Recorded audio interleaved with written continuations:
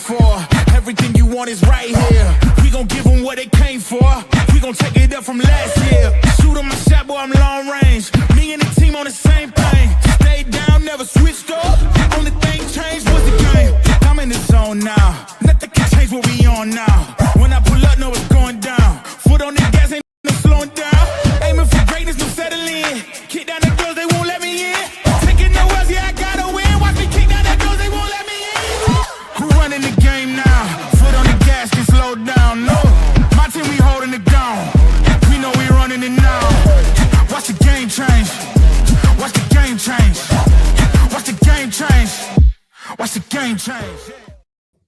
Welcome to another edition of the It's Cavalier podcast. It's your boy Mac, and tonight our Cleveland Cavaliers did battle on their home court. That's right, it's the season opener against the Milwaukee Bucks, and this is a big game. You guys don't really need me to tell you why. Evan Mobley, Giannis Antetokounmpo, Spider, Mitchell, the return of DeAndre Hunter. So many different storylines going through this one tonight before we even took the court, and we got a good one. Right? At certain points, it appeared that Cleveland was going to be running away with this, but then just like Brooklyn did the game before, Milwaukee managed to go on a run to climb right back into this one. The Cavaliers, no lie, led by as many as 18 tonight. And like I said, Giannis and company would claw back. And let me tell you, Giannis is one of these guys, and I've routinely said this on social media. I've probably said it on a number of streams. Each and every time the Cavaliers end up playing the Bucks, this man is nearly unstoppable. He's going to get his. You just kind of have to try to contain. You just kind of try to contain the supporting cast. And for what it's worth, I felt that the Cavaliers tried their best at points in that first half. I think it worked. But in that second half, you started to see pieces trying to rise up and really put the pieces together. And I thought that AJ Green was a big piece of that. He wound up scoring 20 points in his own right, going 4 of 7 from deep, including 6 of 9 overall out there. And he's one of these guys that we think of like Sam Merrill. We're going to talk about Sam in just a second, but it just felt like Giannis was trying to will this team to victory. He himself would finish with 40 points, 14 rebounds, 9 assists, 2 steals, 2 blocks, was 14 of 20 from the field, 1 of 1 from three-point range, and 11 of 16 from the charity stripe. Listen, Giannis is going to get to the line.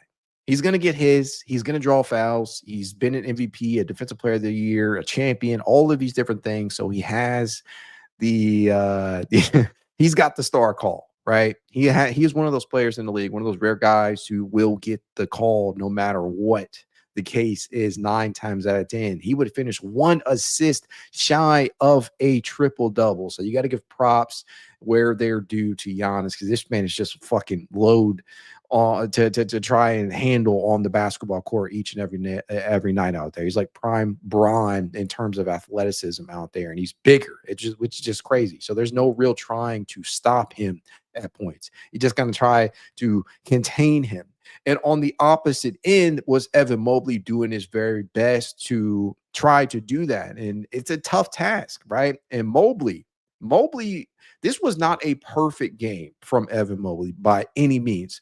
But one thing that Evan Mobley managed to do, and he did a lot of different things tonight. One of the things that Evan Mobley managed to do that probably made all of the difference in this game, as Milwaukee was so close to complete the comeback, that was knocking down each and every one of his free throws. Evan Mobley, in case you are living under a rock, would finish with 23 points, 8 rebounds, 6 assists. Listen, Evan Mobley, before we go any further, Evan Mobley has actually been very, very judicious in terms of moving the basketball. Yeah, you can say what you want about the ball handling. It still looks a little sloppy out there, a little unnatural at times as they try and force feed him those additional touches that have been seeded by Darius, Garland, and Max Strus.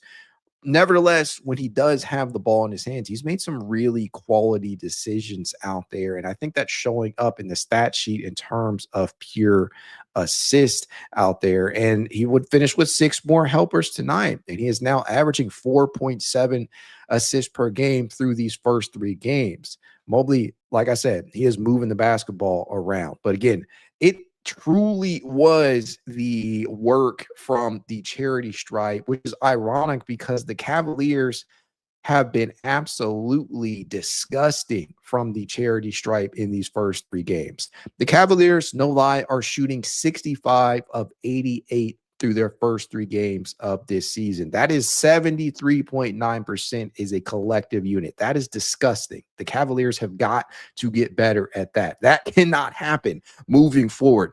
That said, Mobley himself in specific was key in bringing this one home, right?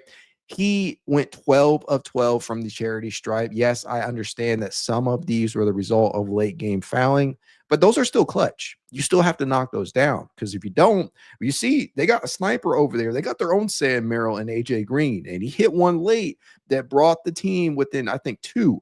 And if you don't knock those down, it would be very easy for that team over there on the other sideline to get back into it.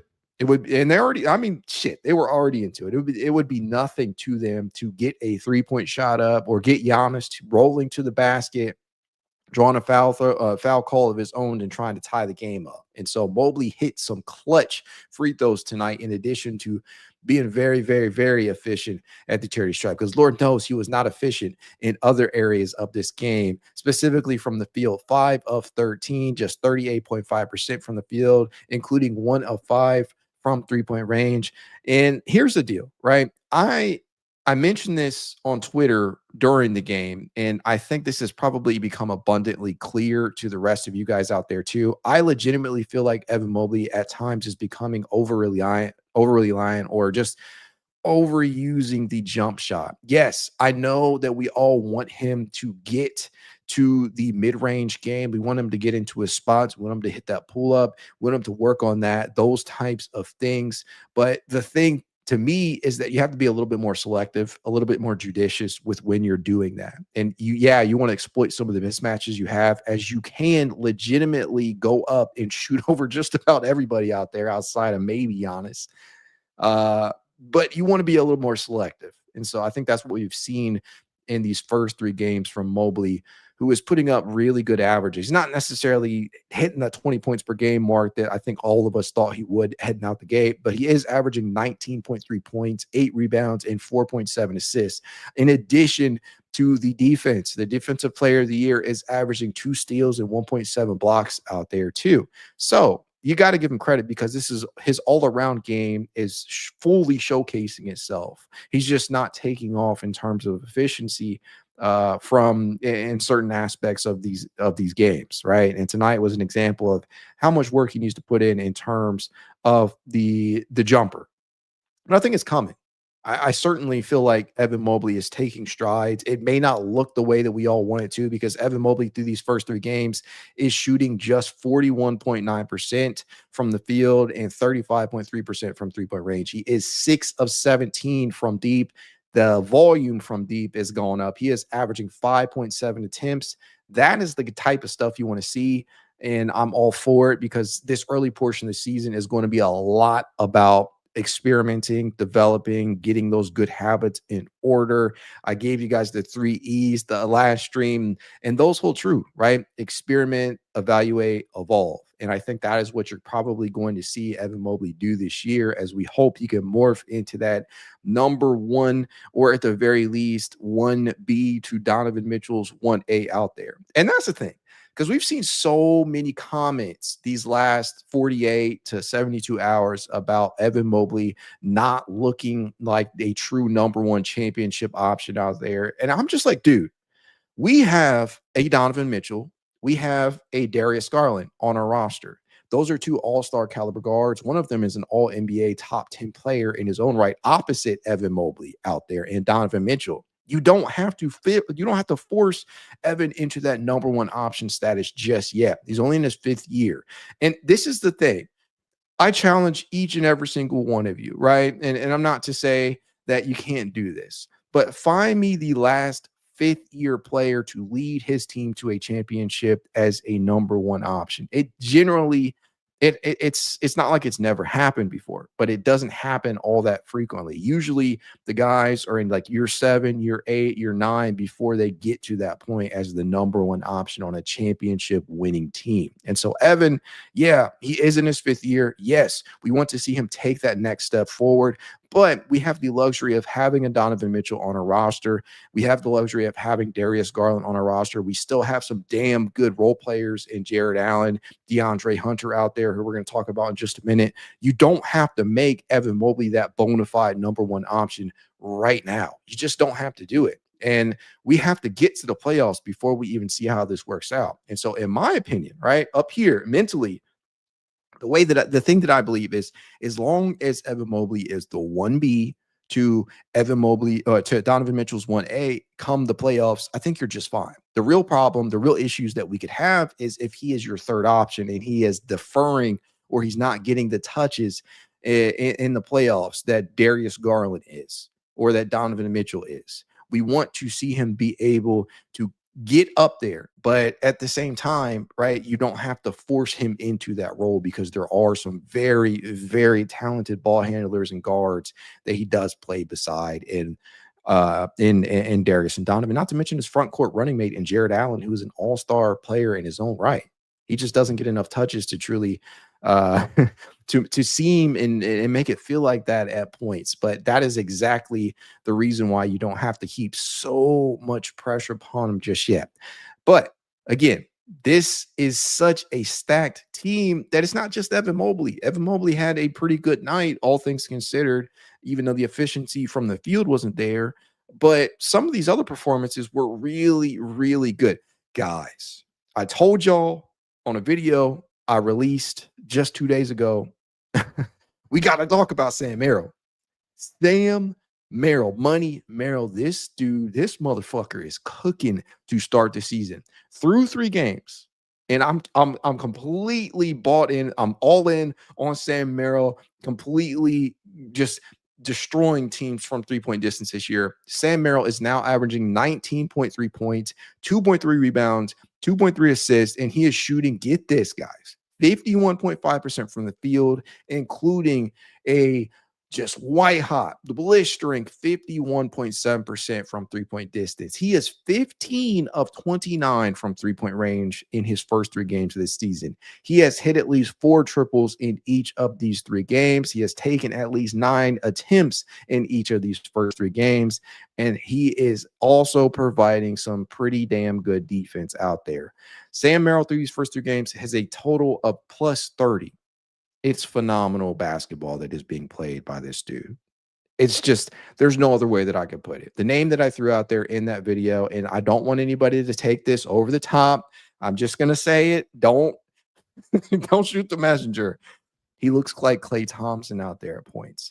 Is that me saying that he replicates the same type of defensive impact for possession to possession? No. And I understand that Klay Thompson is a 5-time All-Star, multi-time champion, multi-time defensive player or defensive teamer. Sam Merrill is not that, but the impact that he has had, nevertheless, is very much the same. And he is looking like that type of player that that can impact the game as long as he is not asked to overcommit to playing at the 3 more often than not. So I definitely love this. And I know that people are using Kyle Korver as an example, but Kyle Korver was never the type of defender that Sam Merrill is.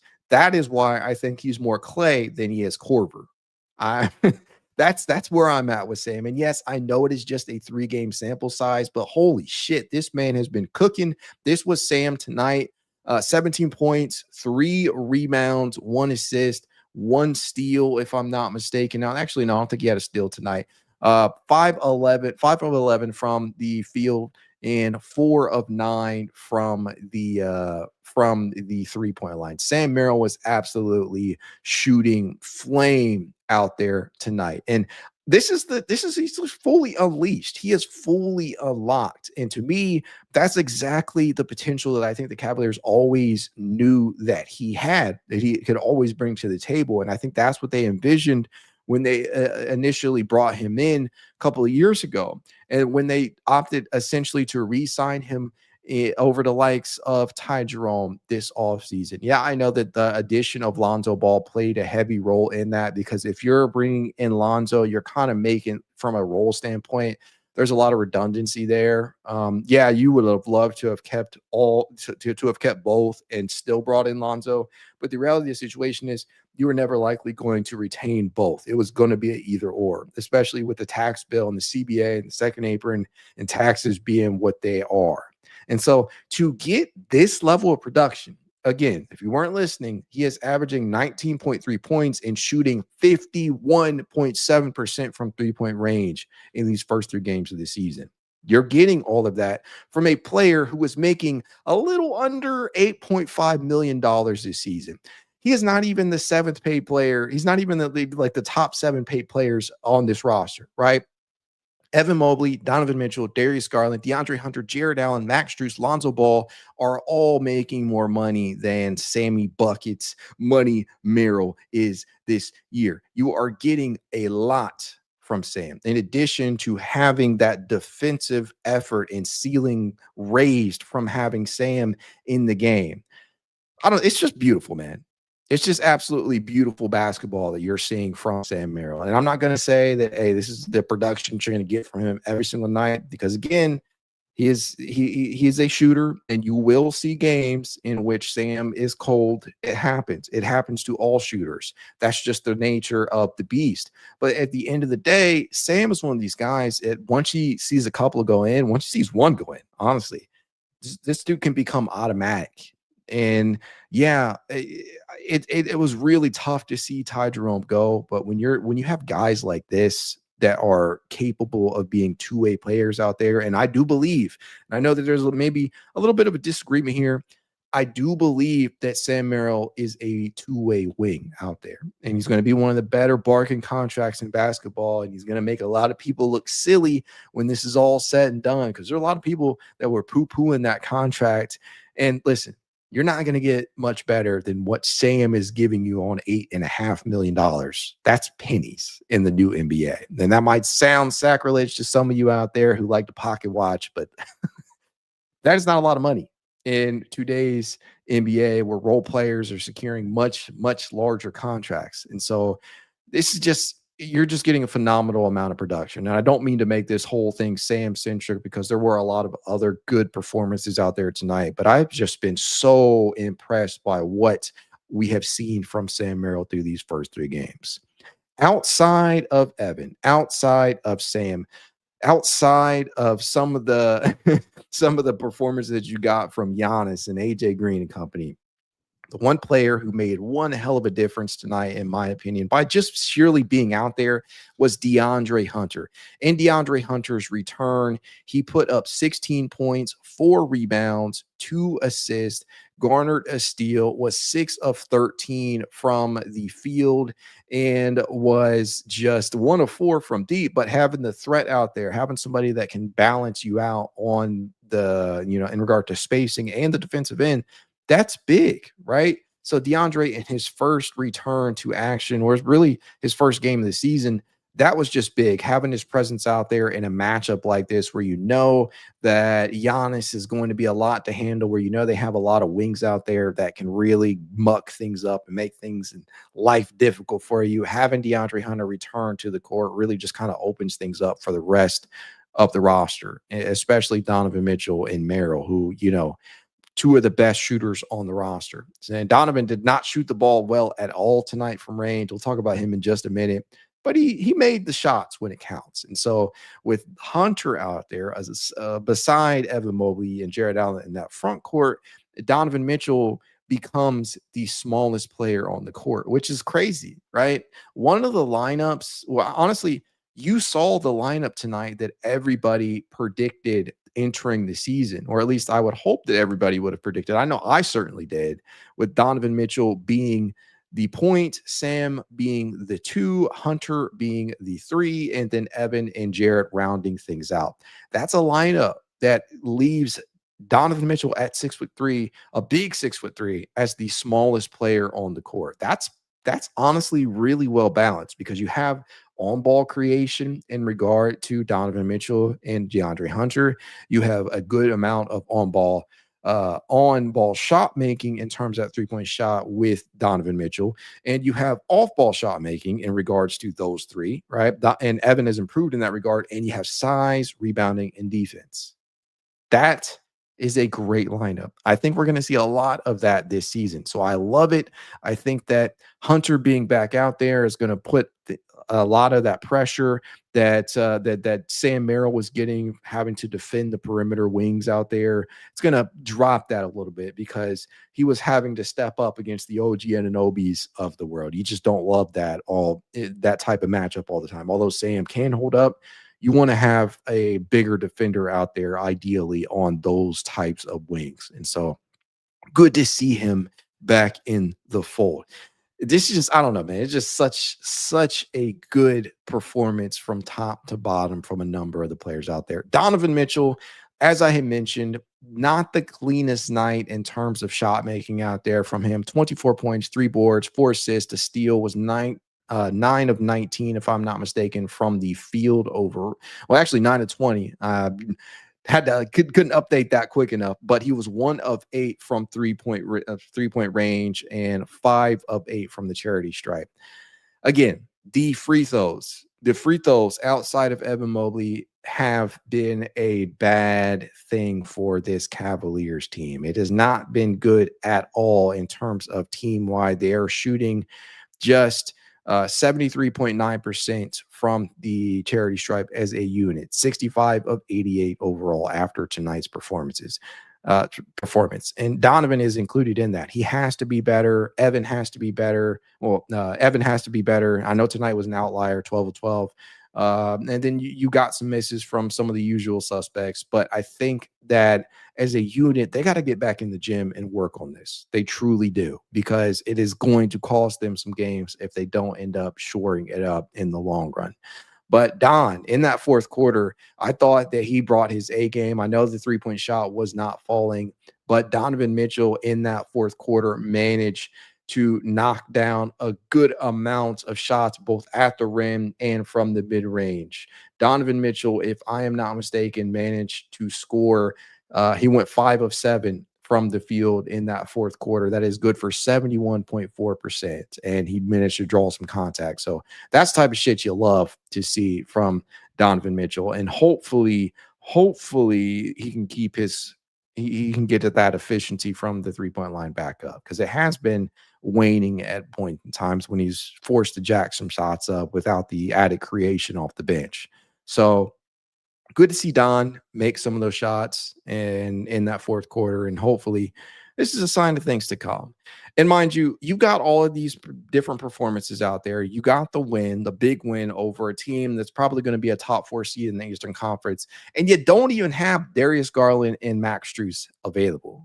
Max is not probably going to be back until mid to late December at the earliest, maybe even January. And Darius Garland, I think he'll be back in around mid-November. We'll have to see what ends up happening with that. But the one thing that I can say is that they're not even operating at full capacity and firing on all cylinders yet. So there's still another level that this team, probably another 2-3 levels that they can hit before they even catch and hit their stride, right? Lonzo Ball, this is a much better performance. Probably the best all-around performance in terms of point production that we've seen from Lonzo Ball in these first 3 games. There have been like little things that he has struggled with. I think the pull-up triples, those were bothersome in the first 2 games because he was trying to get into a rhythm.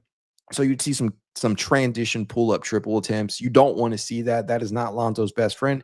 But Lonzo went 2 of 4 from range tonight on his way to 11 points, 6 rebounds, 5 assists, and a steal off the bench. And for the 3rd straight game, guess what? Lonzo goes over 20 minutes. He played 23 tonight. Again, the wiggle room. I'm not even going to mention it anymore because clearly there is no 20-minute limit on him. But here's the thing.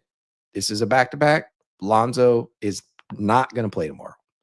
I think that when you look at things from the top down, or you take a bird's eye view, or you just try and look into the future, a broader view of things to come. It is important to manage Lonzo, and although I want to see him out there against Detroit, it is the absolutely 100% the right move to make to not play him tomorrow. And so if I had to choose between two games, right, it was definitely tonight. I definitely, especially in the home opener, you wanted to see Lonzo out there in the home opener. You got LeVar out there. That's a whole nother story within itself. But I preferred to see Lonzo out there tonight rather than tomorrow against Detroit. And that's going to be another huge one. Old coach JB Bickerstaff, Karis LeVert's coming to town, all these different things.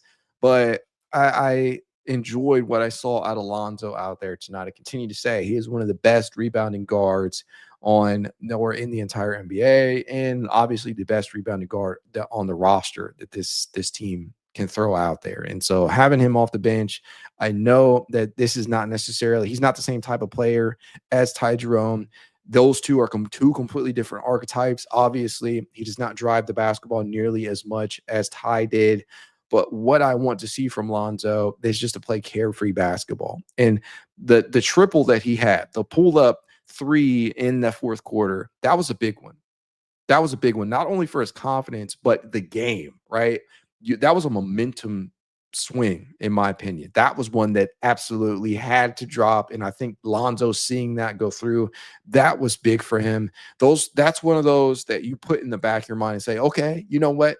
I can hit the big three. I'm from a mental standpoint, I know this is certainly within my wheelhouse. I know that I can make big shots. And I thought that Lonzo knocking that down was a good sign for him, because it's not necessarily been it's not been kind to him from an efficiency standpoint. That three, mind you, came with a little over 5 minutes left in the quarter of the game. It was extremely close, right? We're talking 98-100. That triple put the Cavaliers up by 5. And had that not gone down, who knows where the game would have gone at that point. And so it was nice to see Lonzo really, really starting to find that groove and that confidence. And we'll see, because what I've been saying, and hopefully this holds true as the season goes on, he doesn't have to get back up to 39-40% from three-point distance on the amount of volume that he got with New Orleans and Chicago.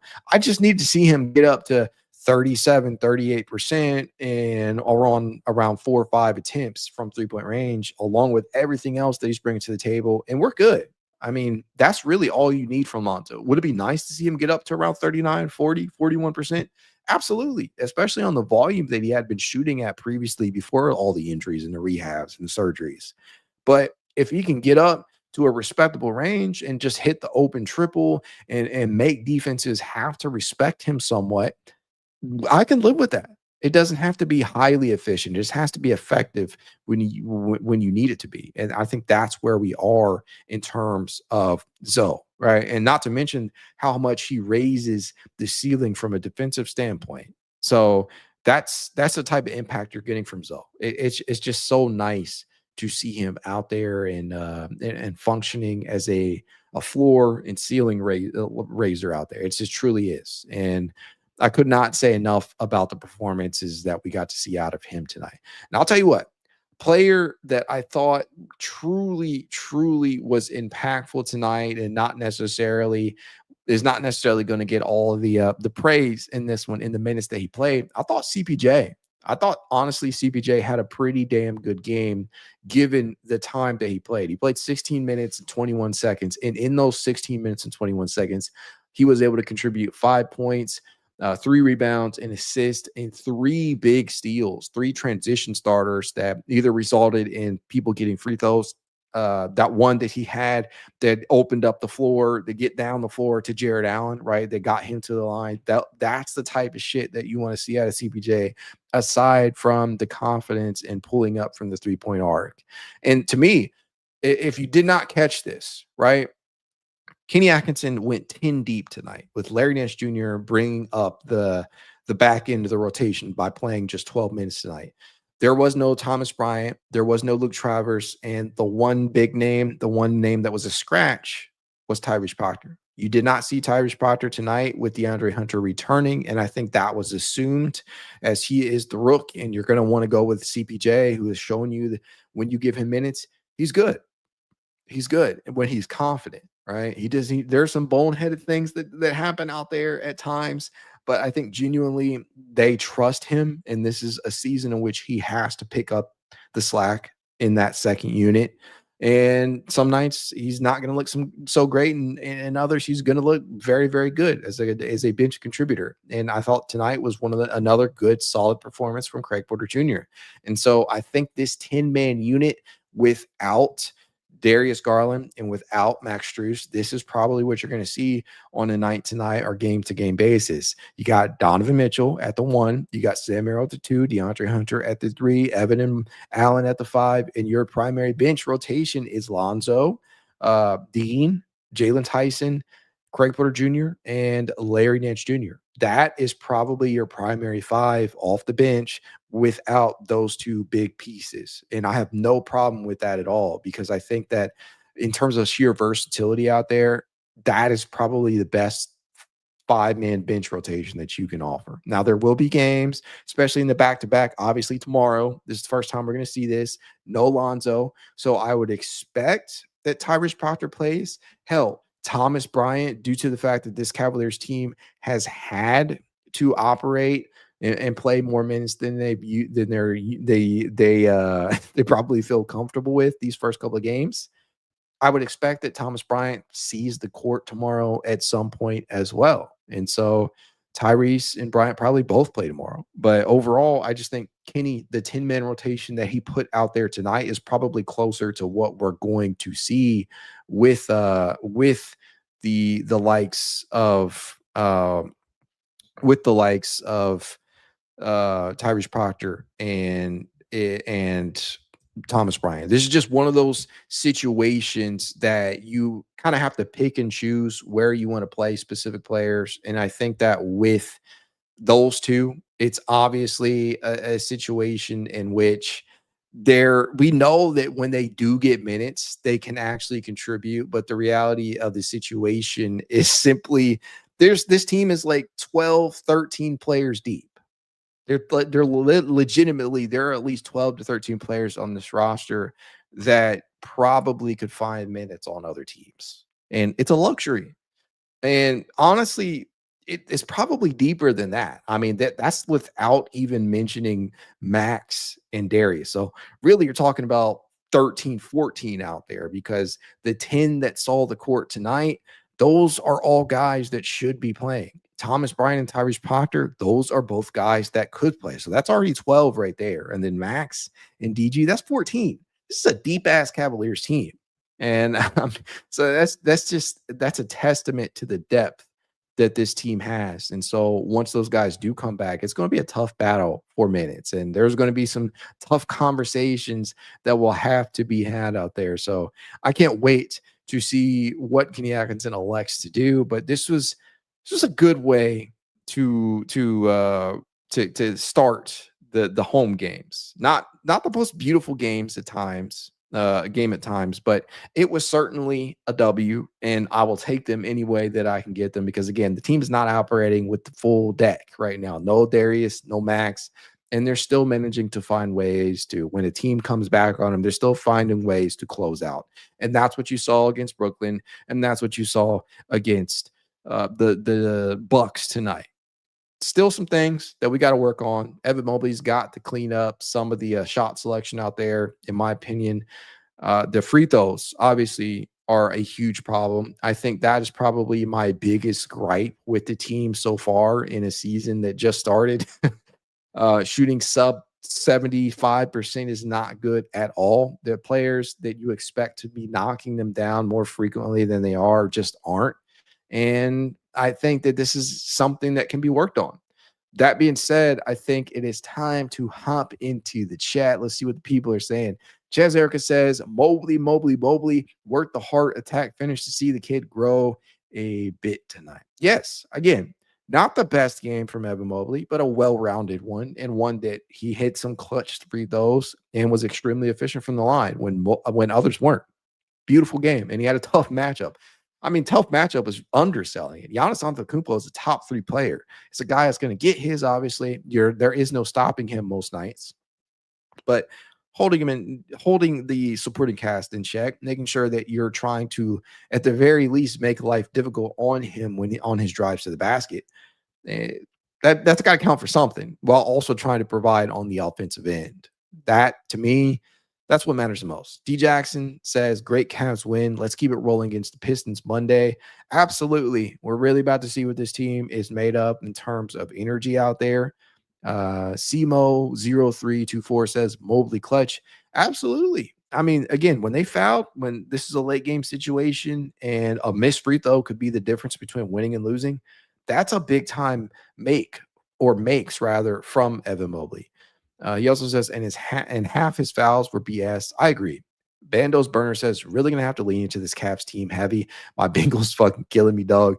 I'm sorry, man. I hate that you're dealing with that. That is not a problem that we share. My Philadelphia Eagles managed to get the job done and get the job done in a big way. Also, shout out to Scatabo. Hated to see that injury today. That sucked, man. That sucked.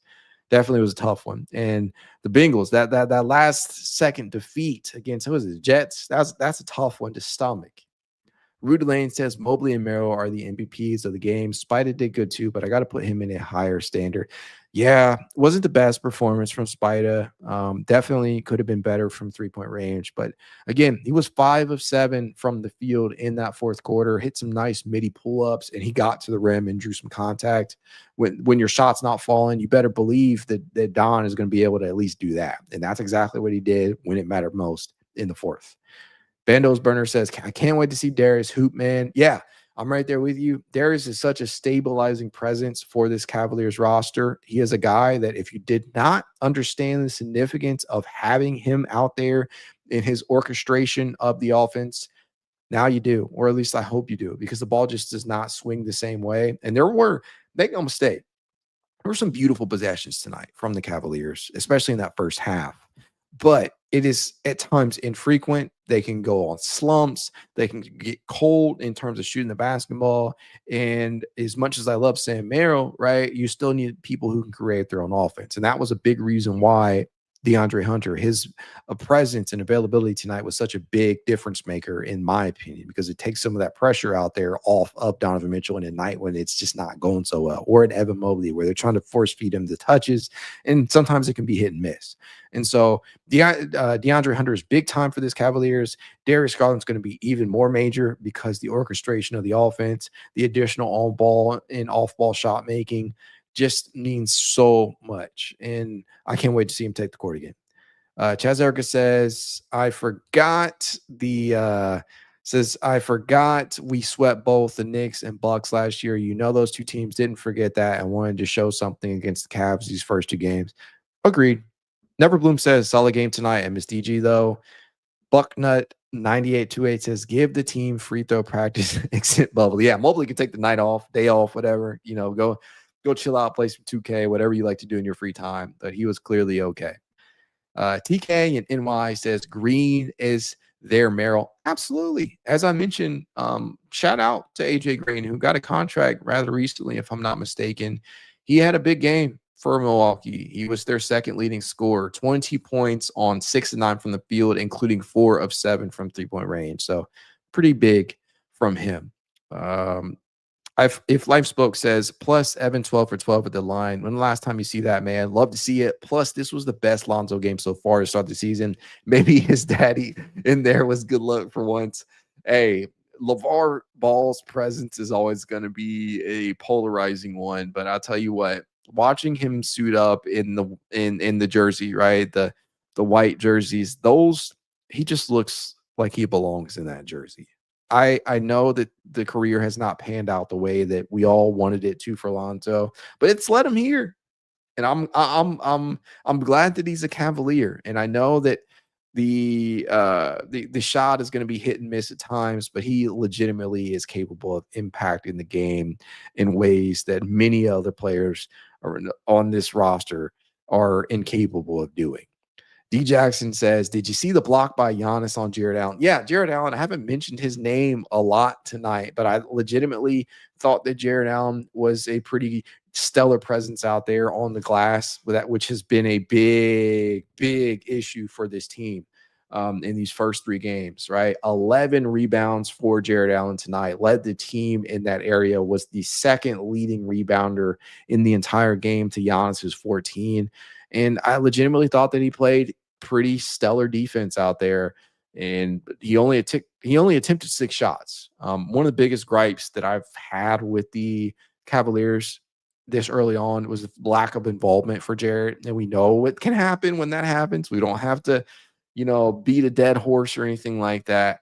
But I legitimately believe that in that first half, he was definitely a big presence, especially on the defensive end and the board. So hopefully he continues this recent stretch of play through these last 2 games. Don't want to see that first game type shit happen again. That was just disgusting, right? But those last 2 have been pretty good from Jarrett Allen, and hopefully he's able to keep that going.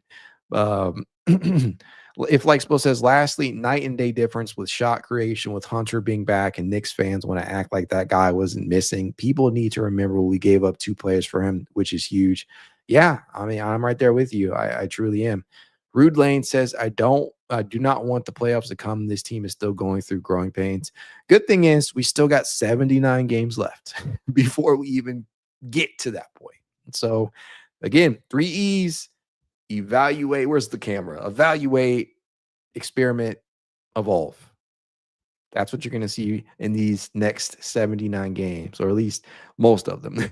Rude Lane says, cash, money, Merrill. Absolutely. Absolutely. This dude is fucking scorching the twine out there. I missed the old me, says Sam low-key a lockdown defender. Prior to tonight's game, he held his matchups to 11 of 26 from the field. That's around 43%, which is damn good. That is damn good for Sam Merrill. And Sam, if I'm not mistaken, because I had this stat when I did his season preview, Sam Merrill was one of the best in terms of pure on-ball defense last year, in terms of defensive field goal percentage anyways. I know that the stats for B-ball index did not grade him too well. Let's just put it that way. They did not grade him too well in terms of